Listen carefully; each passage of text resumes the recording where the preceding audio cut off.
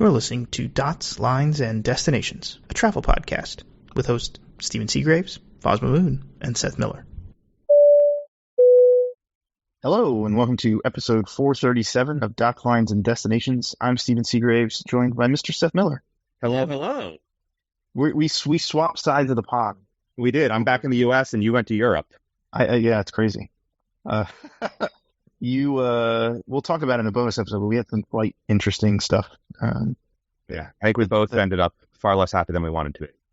Exactly. So we'll talk about it in the bonus episode for our Patreon subscribers. Let's talk about U.S.-China slots and routes and whatever's happening there, because it's a cluster. Yeah, we keep talking about this. There's an interesting story. This is actually a couple weeks old now at this point, where we keep missing it. It was very interesting. Remember we were talking about how the U.S. airlines were trying to force Chinese carriers to not overfly Russia in order to gain more access to the United States. Yep. And China said, officially did not agree to that. And it was the FAA or the DOT signed off on 4 additional frequencies. So we're at 12 for each of the U.S. and China now weekly, which is still a tiny percentage of what it used to be. And that wasn't included in the messaging, except that it turns out the planes are actually flying on those additional routes, seem to be adhering to the spirit of that request. Oh, interesting. So they are, they are not overflying. They're not overflying Russia, even though there does not appear to be an official requirement that they do so. I mean, that seems like a slight easing of tensions between the U.S. and China, in my opinion, just in general. Yes, and for what it's worth, Secretary of State was in Beijing last week, I think. But okay. I think it's honestly, I think it's a good move politically for the United States to try and ease some of the, there's a lot of stuff boiling over in the world, and to ease things, I feel like is a good thing. Yeah, and financially, it should be valuable to the U.S. if, assuming the carriers actually start operating them. Yeah, I mean, I don't know that we're going to see a huge uptick in U.S.-Chinese business, maybe from the Chinese side, but I think the damage has already been done. Yeah, I think there's an opportunity for the airlines. I'm not sure about broader business right now. Yeah. And maybe that's all that matters, right? Is leisure travel to China or to and from China. I have an uncle who's about to take a leisure trip to China, and I was shocked to learn that. Really? Yeah. Where's he going in China? I don't know. I was speaking to his brother, who's my father-in-law, and it came up. Oh, interesting. That he was like that he was going to just be getting back at whatever when they were going to meet up in one of their hometowns. But it's like a group. It's a group tour. I think it's a Smithsonian package. So those are back, I guess, is what I'm saying. I mean, to me, that's interesting just because, I mean, as a U.S. tourist, it still feels a little rough to go to China right now. I don't know, like kind of uncertain. Like there's just... I made it very clear that wasn't on my list, and we'll see. Yeah. I mean, I'm interested to hear, like, if our listeners are planning trips back to China. I've talked to people who are going to Hong Kong, and to me, that's mainland China at this point. Like, there's very little to distinguish it from mainland China, for me, personally. Yeah, and to that point, Cathay is reopening its the first class lounge in July, and they've added a new lounge at the ferry terminal in Shenzhen. Oh, interesting. And didn't I hear that they're hiring mainland Chinese flight attendants now? They're hiring more mainland China flight attendants and language speakers specifically to increase service.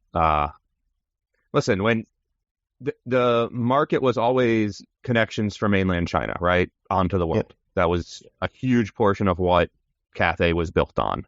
And maybe not the majority, but certainly a huge portion. And so getting that back is going to be easier than getting back the global traffic, especially with demand into Hong Kong reduced right now.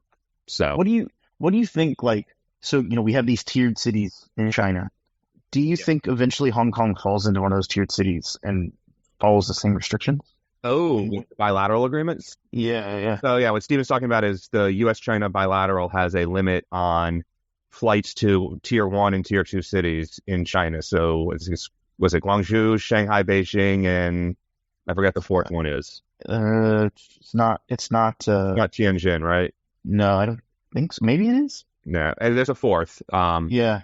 So those are limited. When we talk about the allowable frequencies, that's what's involved. And then, like, Tier 2 cities you can fly are more open, and Tier 3 cities, which is basically anything else, any airline can fly to, and that's why you started seeing a lot of that. And the Chinese government controls airline route planning for international service, and was for most of them and had a sort of one route rule, one airline per route rule, and so you didn't see competition amongst the Chinese carriers.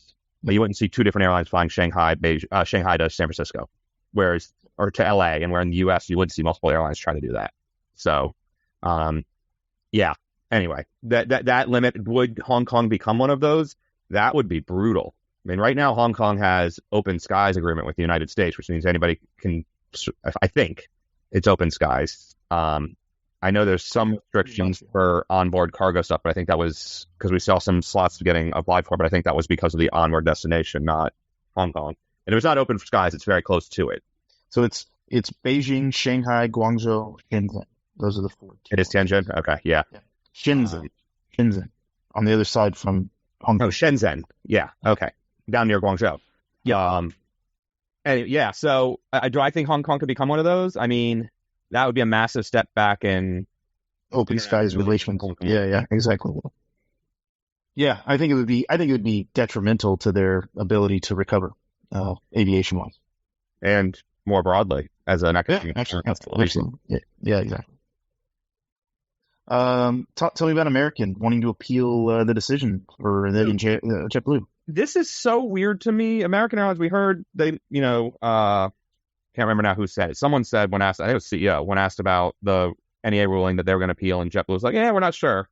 Since then, JetBlue has said that it can't undo.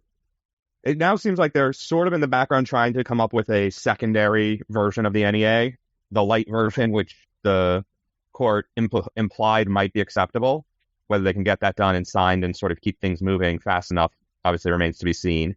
They're also waiting for the final order from the court and came up with the idea that 30 days was too quick to unravel things and asked for 120.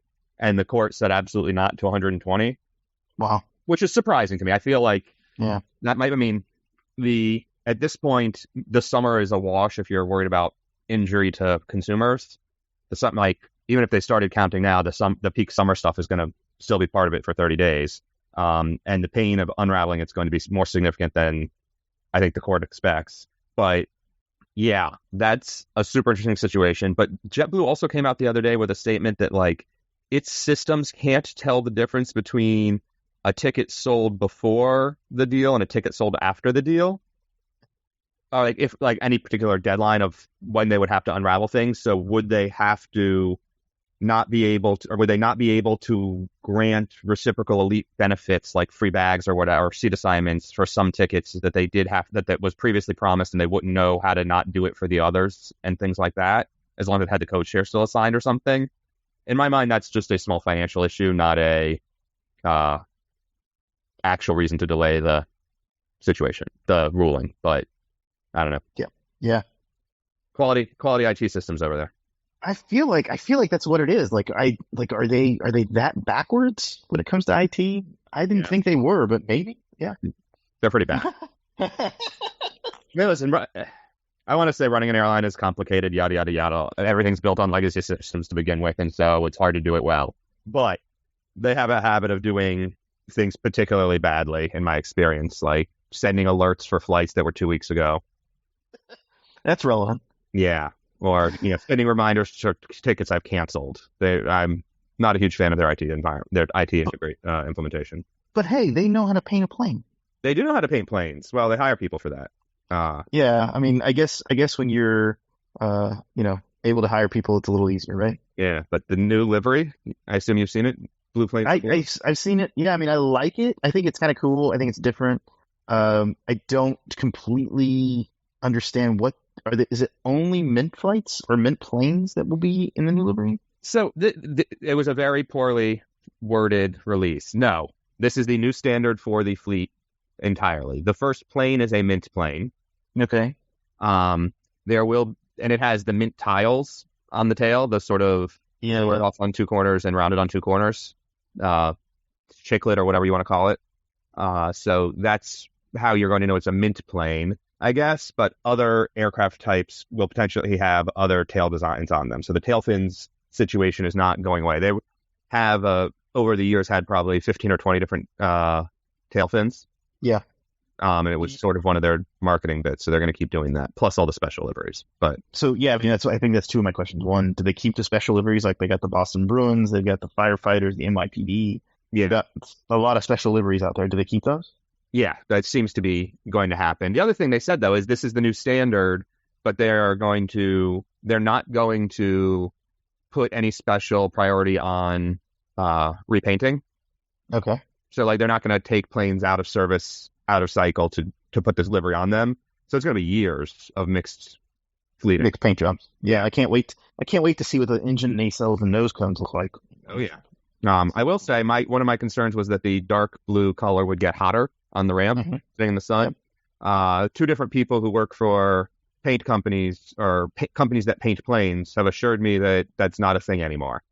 Really? That there's a modern something that they put a coat on, like a multiple coat painting process that reflects the heat away better. I don't know, man. I was in Houston on a 170-degree airplane, and it felt like it was 170 degrees. Yeah. Yeah, I don't know. That's okay. Well, we'll have to take their word for it. Yeah. What do you think? What do you think of the livery? Do you like it? I think it's fine. Listen, I always get pissy about branding for the sake of branding, right? If you're going to rebrand the airline like this, why now? Wait until maybe they were expecting the Spirit deal to have closed by now, and this plane was scheduled to go into paint, and this was going to be part of that integration process, right? If you got to paint 200 yellow planes, this is a great way to do it. Yeah. Maybe just the fact that deal is now still pending lawsuit and yada, yada, yada. That's why we got this without anything else going on. But I don't know. Part of me says like it looks silly to me to do this. They're not changing the name. They're not changing any of the other branding. They're just doing this. It's a little weird. Yeah, but it's fine from a color and look and feel perspective, right? Like if you go into the theory of the Condor livery, like it's very obvious when you see a Condor plane now, the beach towel stripes, right? Like it's there's some liveries that are 100% distinctive, and a white belly with random tails is less distinctive for JetBlue than this blue one will be. I mean, you made a comment on Twitter, like, are you just trying to distract from the fact that you're struggling, right? Like, or that you've got some issues, internal issues, and you're trying to post some good news basically on the internet. I feel like that's not far from the truth, honestly. Like, you know, and you know that. Listen, everybody deserves a chance to try to make their brand look better. Yeah, I mean, no news is good, or what is it? Any news is good news, or you know? Yeah, any publicity. Yeah, like maybe that's what's happening. I mean, I could see that. I mean, if you're a good marketing team, maybe that's what you're doing. Yeah. It looked an awful lot like a Breeze livery. I got that impression too. A little too close. A little too close for comfort. What else we got? Let's talk about Aerolineas. They're doing some wild stuff. Aerolineas Argentinas. So Aeroparque is the downtown airport in Buenos Aires. And during the early days of COVID, they widened and lengthened the runway to be able to handle wide bodies better. Yep. And now Aerolineas is launching Miami and JFK flights from the downtown airport instead of, was it EZE? Yeah. I don't know what it's actually called, but I know that's the IATA. That's the code. Yeah. Yeah. It's that's an interesting play. There's an argument to be made that passengers will pay a premium to not have to deal with fighting their way through, what can easily be an hour or two car ride from downtown out to the airport. Yep. And you're now almost central downtown.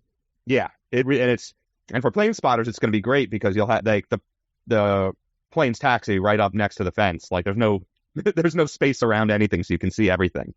Yep. And I'd say this is big news because for a few reasons, right? Like you're closer to downtown, but on top of that, you basically get what is international service where they were really running, single aisle, narrow body planes around maybe Brazil and Chile. Domestic and short haul regional international.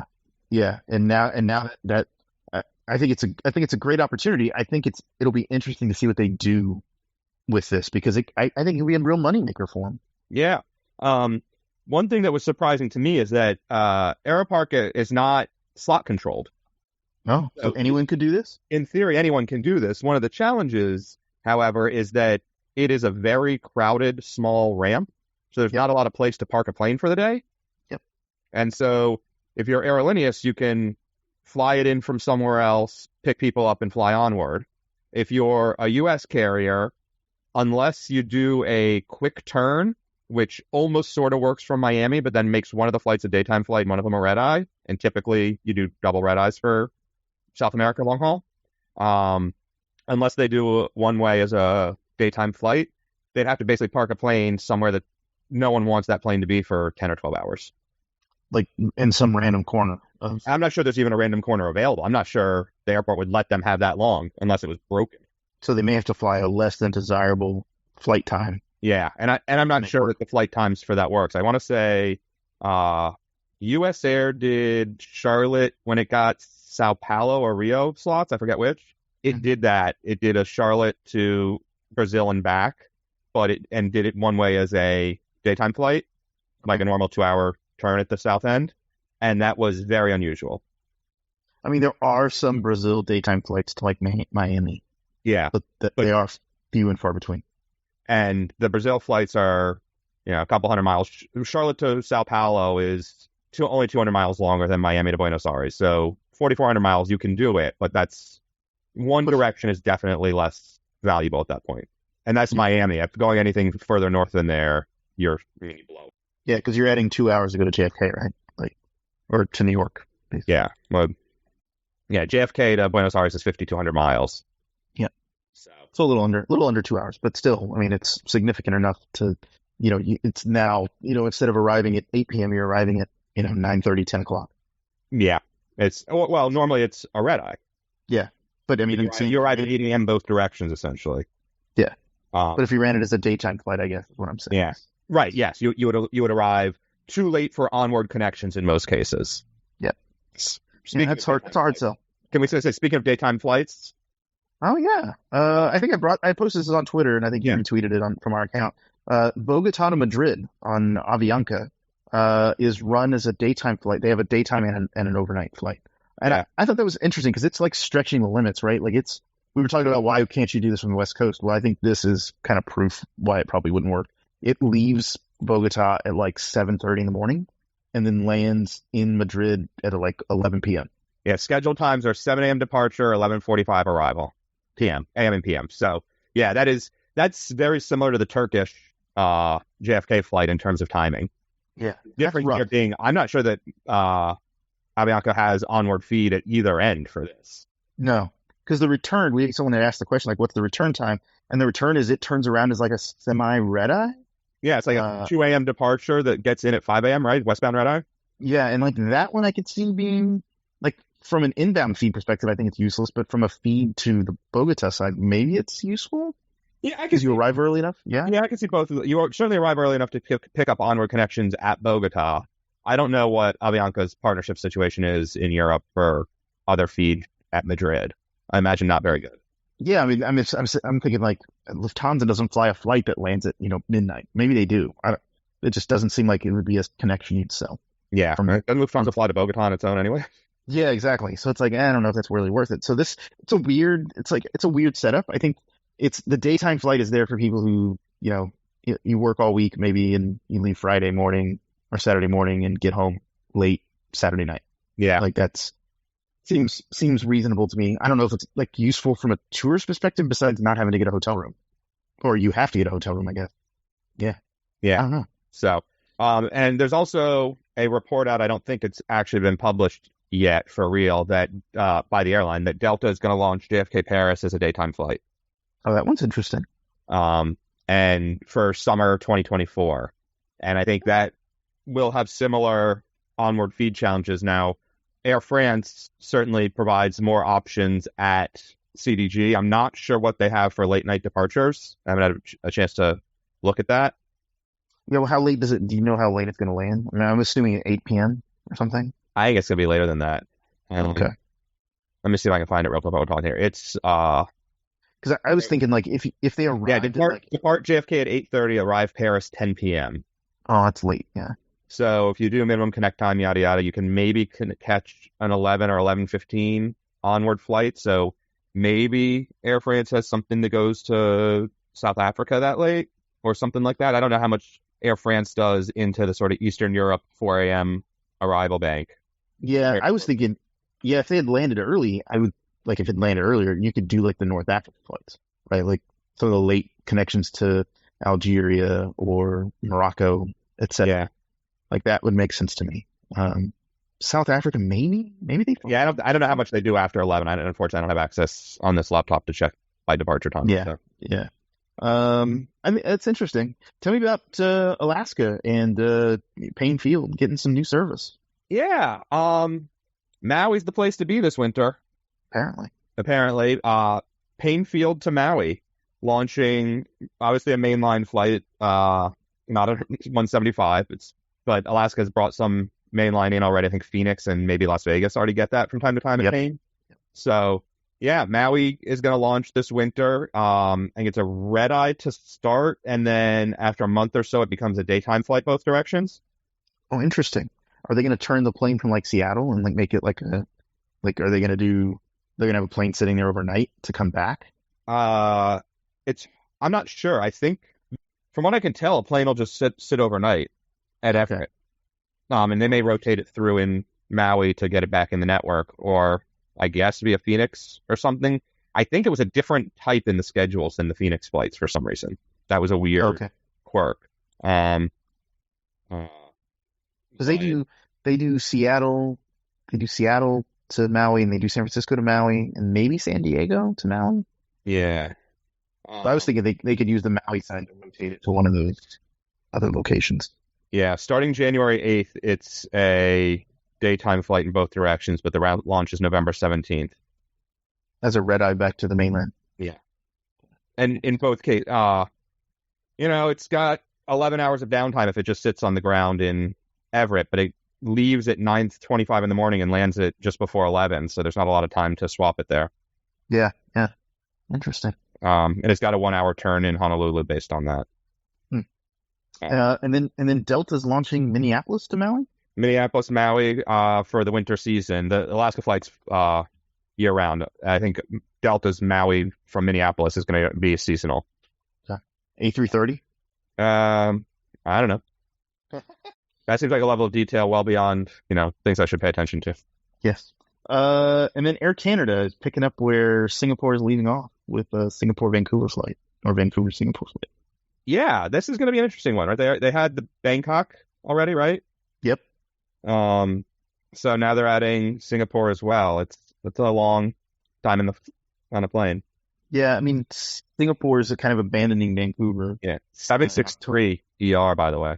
Wait, what? On the Delta one? I thought you were saying Air Canada. I was like, Air Canada got a 763 ER out of the desert? Just to do this? No, sorry, going back to the Delta flight. Delta's putting its worst plane on the worst long-haul config on the Maui, Minneapolis route. Yeah, that's bad. Yeah, Air Canada's putting a 787 on the Singapore-Vancouver flight. It'll be fine. Okay. I was like, who's going to have to swim? So, yeah, I mean, Singapore abandoned this route, or they are abandoning it in October, I think. And so I think it leaves a gap, right, for people in Vancouver and Western Canada to get to Southeast Asia. The Singapore flight was a nice fit for that. Yeah. But I think, as I say, that there's certainly a victim of COVID, right? Like at one point the route was a tag flight via Seattle. It's gone a couple different ways. Yeah, and I think maybe Singapore just doesn't know what to do with it. Like, it's probably not premium heavy. It's not business travel. It's not a business travel route. And if there is business travel, they could put those passengers on Air Canada down to Seattle, San Francisco, LA. So I don't know. It's odd to me. I mean, Air Canada clearly sees some leisure benefit to it. So just like they did with Bangkok. And again, it's not daily service. It's some of those limited bits. Yeah. I mean, I think it's nice. I think it's good for Air Canada. They can utilize an airframe. So, and then Alaska is starting Portland, Miami, and then JFK, Palm Springs. Interesting. And then Las Vegas to San Luis Obispo, because that makes sense. Hey, listen, everybody loves Vegas. You should be happy though. American Airlines adding the Miami Portland flight. Also, all of a sudden you got two options. Yeah, I got two options. Is it weird to you that they're like fighting over this route? Like they're partners. Like they're in the same alliance. Why? Same alliance, but they're not. Their partnership really is out of LA, isn't it? or West. It's the West Coast Alliance. I don't think this is technically covered by that. Yeah, I mean, that's the thing is like Alaska will sell you a flight, like multiple flights on American. Like they'll sell you Portland to LA on their metal, and then LA to somewhere else, or they'll sell you Portland to Charlotte or Portland to Nashville on Alaska, and then Nashville to somewhere else on American. I don't know. It is weird that they're fighting so much over this market that no one thought existed 2 weeks ago. Yeah, I mean, I don't understand the port. I mean, I know friends that will take it because they have family in Miami, but like, that's like 4 people. So I guess they'll have a whole plane to themselves. Sweet. My kind of flight. Yeah. JFK Palm Springs. Hasn't JetBlue tried that? JetBlue is going to continue to fly it this coming season, so there's going to be competition on that route as well. The main difference is that American's flight will be daytime both directions, and JetBlue is a red-eye eastbound. Yeah. So that'd be nice. I mean, having a daytime, so it leaves at probably like 7 or 8 a.m. and then gets into JFK sometime in the afternoon, like 3 or 4. I think it gets to JFK later than that, but... Okay. I'm just thinking, I think that's kind of nice. Like, you get a half day in Palm Springs, head to the airport or something. Yeah. Las Vegas to San Luis Obispo. Like you said, people of Vegas, I guess I'll go get this line at some point. I don't know. Seems random. Yeah, I don't know. It's like they didn't know what to do. It's like they don't know what to do with like one of their E-175. Like, just put it to Las Vegas. Yeah.